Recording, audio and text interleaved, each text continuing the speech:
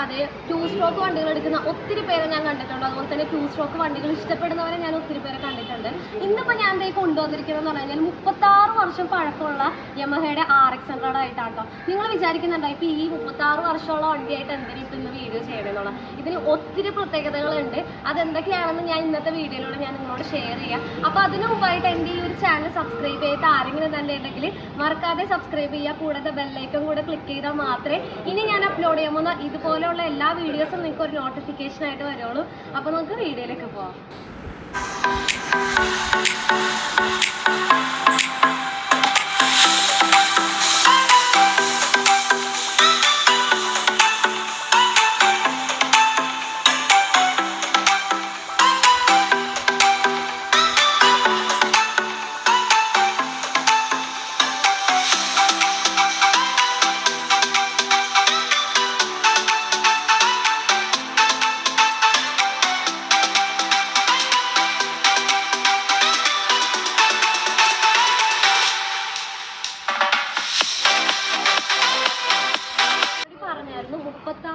പഴക്കമുള്ള വണ്ടിയാണ്. അതിൽ 15 വർഷം ഈ വണ്ടി ശരിക്കും പറഞ്ഞു കഴിഞ്ഞാൽ ഡെഡായി, എന്താ പറയുക, ഒരു സ്ക്രാപ്പ് നിലയിലായിരുന്ന വണ്ടിയാണിത്. അതിനുശേഷം 15 വർഷം കഴിഞ്ഞിട്ടാണ് ഈ ഒരു വണ്ടി പിൻ ടു പിൻ എന്താ പറയുക റീസ്റ്റോർ ചെയ്തിരിക്കുന്നത്. അതിൽ ഫുൾ ടു ഫുൾ ഒറിജിനാലിറ്റി നിലനിർത്തുന്നതാണ്. അത് ഞാൻ നിങ്ങൾക്ക് ഓരോന്നോരോന്നായിട്ട് കാണിച്ചു തരാം. ഫസ്റ്റ് നോക്കുകയാണെന്നുണ്ടെങ്കിൽ ഇത് ഈ വണ്ടിയുടെ മീറ്റർ നോക്കിയാൽ മതി, രാജ്ദൂതിൻ്റെയാണ്. അതുപോലെ തന്നെ ഇതേ താഴത്തേക്ക് വരുവാണെന്നുണ്ടെങ്കിൽ നമ്മുടെ കാർബറേറ്റർ നോക്കുകയാണെന്നുണ്ടെങ്കിൽ ഇതേ ഇവിടെ കണ്ടോ ജപ്പാൻ ഒറിജിനാലിറ്റി നിലനിർത്തുന്നതാണ് ഇതെല്ലാം. അതുപോലെ തന്നെ ബാക്കിലേക്ക് വരുമ്പോഴത്തേക്കും നമ്മളുടെ ഈ ഒരു ഇൻഡിക്കേറ്റർ നോക്കിയാൽ മതി, മെയ്ഡ് ഇൻ ഇന്ത്യ രാജ്ദൂത് എന്ന് എഴുതിയേക്കുന്നുണ്ടോ കണ്ടോ. അതുപോലെ തന്നെ ബാക്കിലത്തെ ഈ ടെയിൽ ലാമ്പും കണ്ടോ രാജ്ദൂത്, എല്ലാം ഒറിജിനൽ സ്പെയർ പാർട്സ് ആണ് കേട്ടോ എല്ലാം തന്നെ. ഇപ്പൊ യമഹ എന്ന് പറയുന്ന ബ്രാൻഡ് ഈ ഒരു യമഹയുടെ തന്നെ RX 135 100 ഇതൊക്കെ ഇറങ്ങിയിരുന്നെങ്കിലുണ്ടല്ലോ, ഞാൻ സത്യം പറഞ്ഞു എത്ര രൂപ മുടക്കിയിട്ടാണെന്നുണ്ടെങ്കിലും ഞാൻ ഈ വണ്ടി വാങ്ങിയാനോട്ടെ. അത്രയും ഇഷ്ടമുള്ള വണ്ടിയാണ് എനിക്ക് ഈ RX 100 RX 135 എന്നൊക്കെ പറയുന്നത്.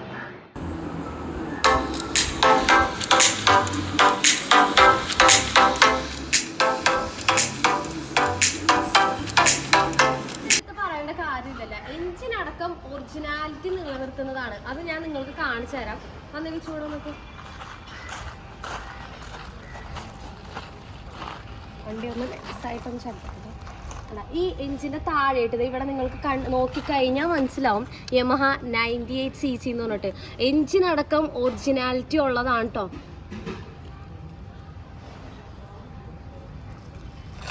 പറഞ്ഞു കഴിഞ്ഞാൽ ഈ വണ്ടി കണ്ടപ്പോഴത്തേക്കും എനിക്ക് ഈ വണ്ടീനോട് വല്ലാത്തൊരു പ്രണയം തന്നെ എനിക്ക് തോന്നിയത്. കാരണം അത്രയും രസമായിട്ടാണ് വണ്ടി ബിൽഡ് ചെയ്തിരിക്കുന്നത്.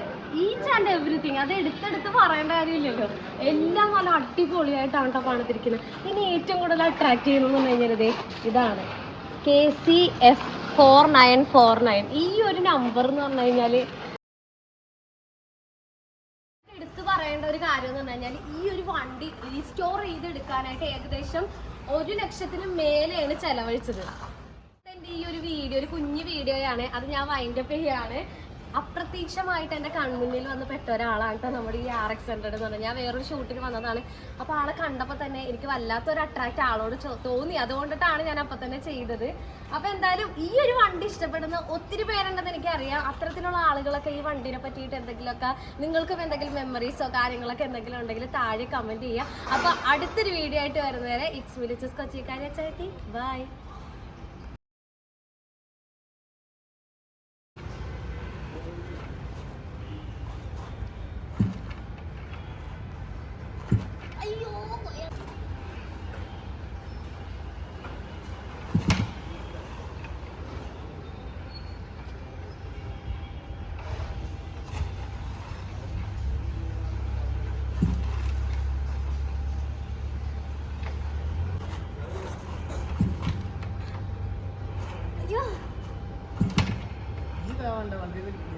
ആനെ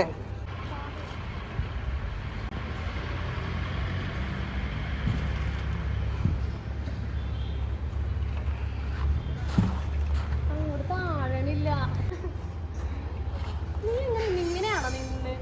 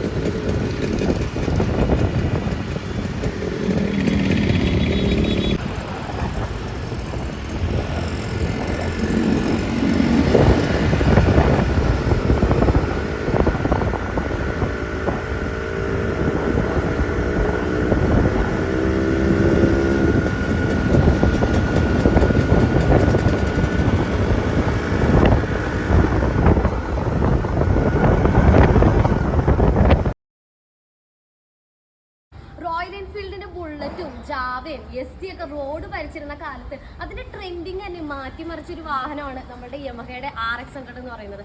ഇന്ന് ഞാൻ വന്നിരിക്കുന്നത് എന്ന് പറഞ്ഞു കഴിഞ്ഞാൽ ഏകദേശം 36 വർഷം പഴക്കമുള്ള ഒരു RX 100 ആയിട്ടാണ്.